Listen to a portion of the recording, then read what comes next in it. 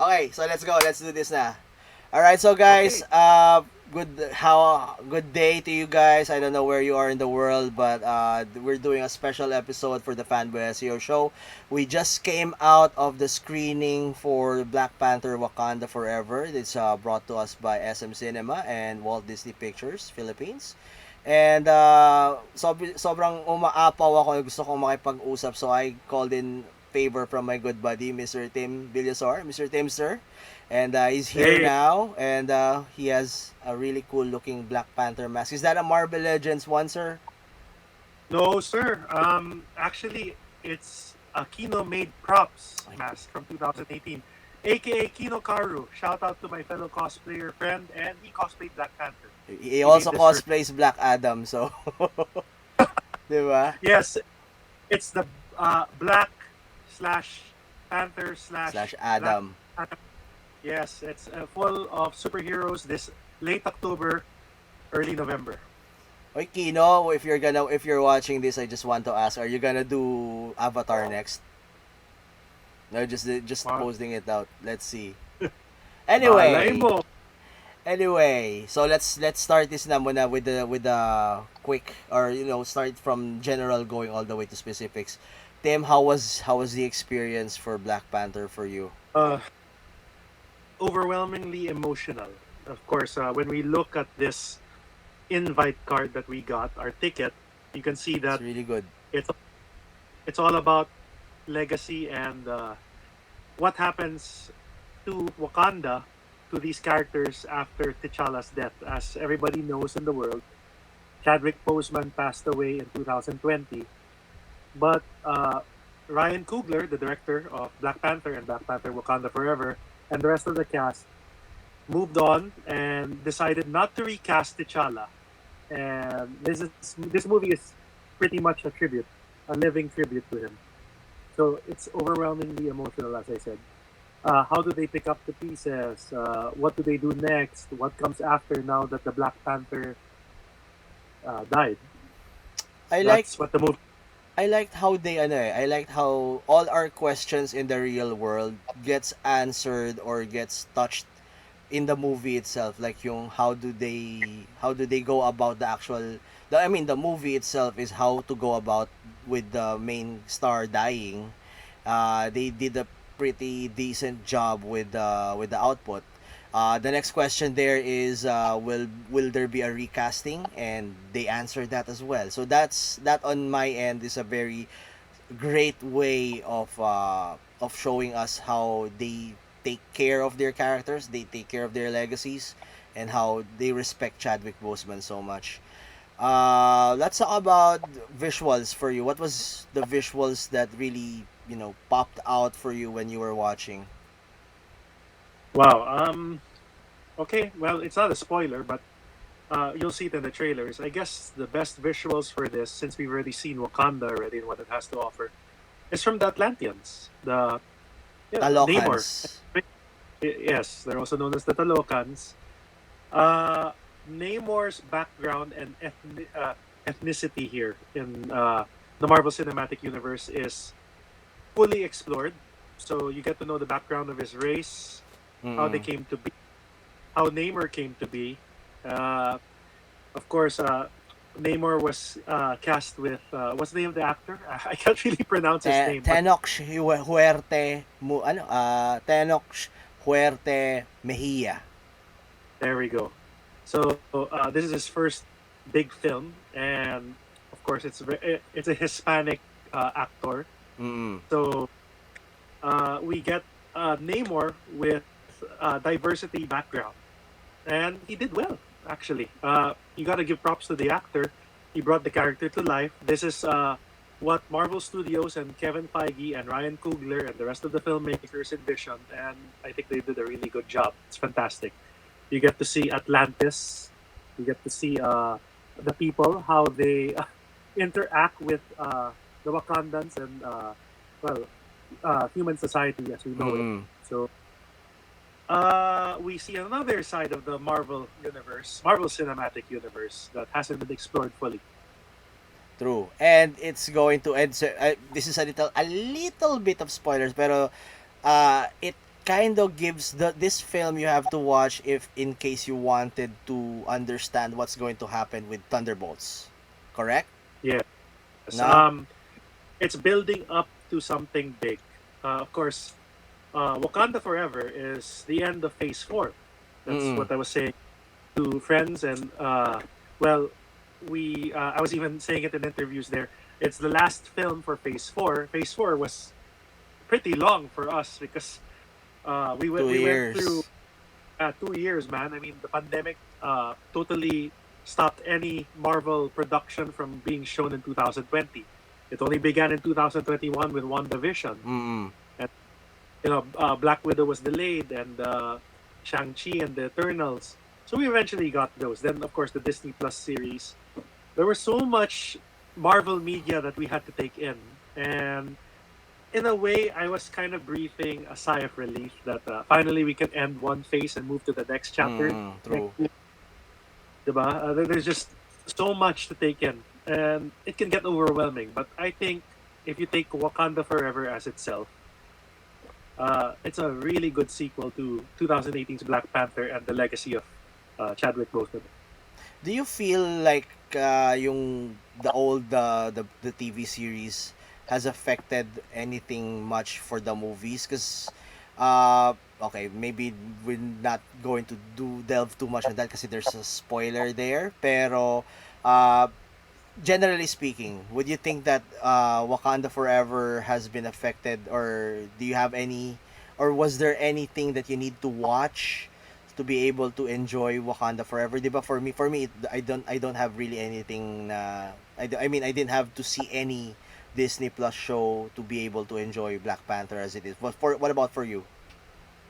Okay, well, it might delve into spoiler territory. When you mentioned Thunderbolts, that bit, maybe you have to watch the Falcon Winter Soldier, Mm-mm. uh, to watch Black Widow, just to see who this a certain character who appears in Wakanda Forever. What's the role of that character? I won't mention who it is, Yep. but they add those little nuggets. But otherwise, no, you don't really need to watch anything. It's a direct sequel to Black Panther and Infinity War and Endgame. Great, Assist lang. How was yeah. For me, I loved, I really loved Mabako right now. Winston Duke's character has really evolved, diba? From his Jabari, just mocking people. It's still there. The essence of that version from the first movie is there. Pero I really have to tip my hat to Ryan Coogler and to Winston Duke for able to really able to evolve the character. Yeah, he's like the big brother already because, T'Challa's gone, so he is the next alpha male, literally alpha male Alpha. figure in the Wakandan society, who people can look up to. He's a warrior in itself. It's just like what happened in the first movie. He's an honorable king. Mm, He was indebted to T'Challa for being spared, so he paid it forward. There's not spoilers anymore because that's the first movie where he helped out Wakanda when they needed it the most. true. Who else for you was the standout characters or characters who really evolved, stepped out of their comfort zone for this one? Okay, well, of course, Angela Bassett, the Queen Mother herself. Mm. She's um, Queen Ramona. She was Oo. great. I was actually expecting more. Siguro Marvel was really just, fond of teasing us, giving us elements from their series. Kasi remember in What If she was General Ramonda, 'di ba? Yeah, And I was hoping to see that kind of level of character physicality for Angela Bassett, pero yeah, I agree also with you on that, and that they were able to really shed more light for the queen. Who else for you? who else for me? Well, I'd say also Okoye and Nakia, but it's sort of split half and half in their end. When you watch the movie, and it's pretty long. That's It another is. that's another concern of mine. There were too many side characters. There were too many side characters that they had to give screen time to kind of establish their status quo after the events of uh, Black Everything, yeah. Panther and the two Avengers movies.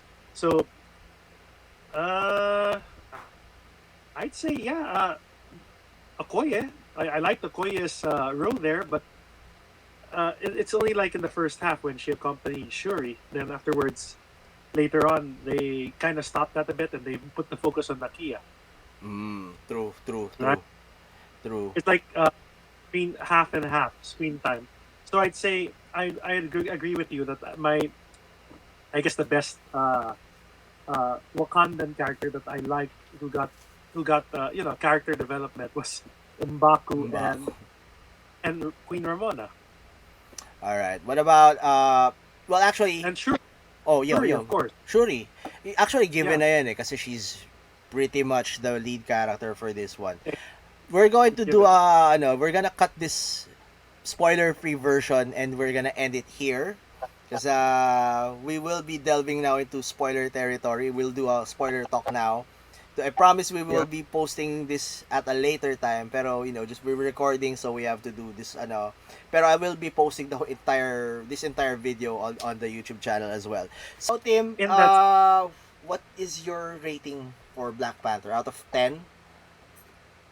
I give it a solid. I wouldn't put it at a perfect. I'd give it a solid 8 out of 10 for me. I mean, I have concerns about the length and how they wanted to world build.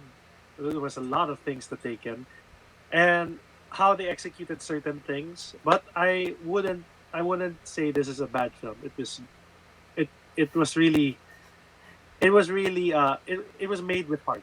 It's better than Love and Thunder. Oh yeah, 100%. I think we put a lot of expectation into Love and Thunder, and it didn't even have that emotional impact. It just felt like uh, too much comedy, man. You graded it. You put too much humor or things that weren't earned, and the thing that we wanted to see, like more time with Jane Foster, that was just it just felt like it felt like I wouldn't say naman it was executed bad, but like it's like putting whipped cream on top of your cappuccino drink, and it's not It's necessary, but not.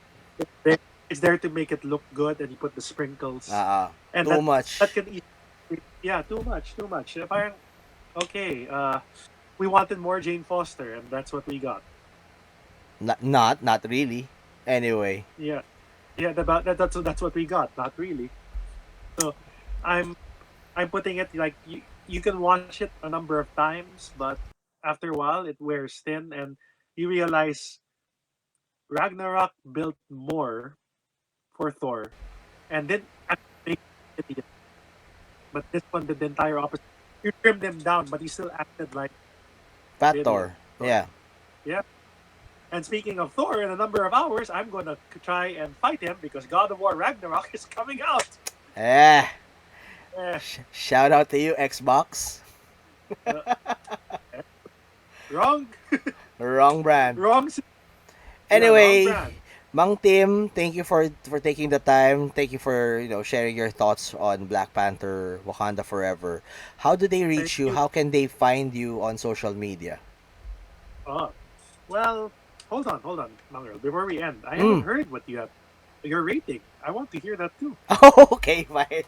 I was Yeah. trying to for me it was 8.5. Could have been better. There were a lot of things that they introduced, and I like how they executed that. I love Mhm. the emotional gravity of the opening and the closing scenes and the post credit, Uh, and I like the fight scene, the climatic fight scenes. What I didn't like was that it wanted to mirror too much of Iron Man, and it wanted to mirror too much the structure of Black Panther, the first Black Panther. So that's a little bit of a no for me. And then the maybe why it's I deducted 1 point from a 10. The whole fight scene at the end felt like all it filled out all the tropes of an anime, like an yeah. anime arc. Anime arc. Like like I said, man, I wouldn't give this a perfect, but I don't think it's bad. I It's think not. It's not. it did justice for legacy characters. It was literally a legacy character movie because Mm-mm. legacy legacy for Iron Man with Riri Williams, legacy for T'Challa with his kingdom, and of course his sister Shuri, and what happens after. And well, introducing Namor and that legacy of well, because he said he's a mutant, we're going Yeah. to see more. We want to see, you know, The X Men. we want to see, yeah, right? Yeah. No. Everybody wants to see the X Men already. Come on, Feige. Actually, Yeah, now that I'm thinking about this team, I'm gonna raise it to 9. Because I oh, realized also that while I hated the tropey effects of the anime tropes for the final fight scene, it felt like oh, an episode, like one extended episode of Bleach. Now you see Ichigo fighting this guy, you see Chad fighting this guy, you see what is his name, fighting this guy. So parang you're tracking three different fight scenes all the same time. So parang they executed it well. So I guess I'm bringing back the 9, bringing it up to 9 instead of 8.5. Now that I'm thinking of it right now. it's your call, man.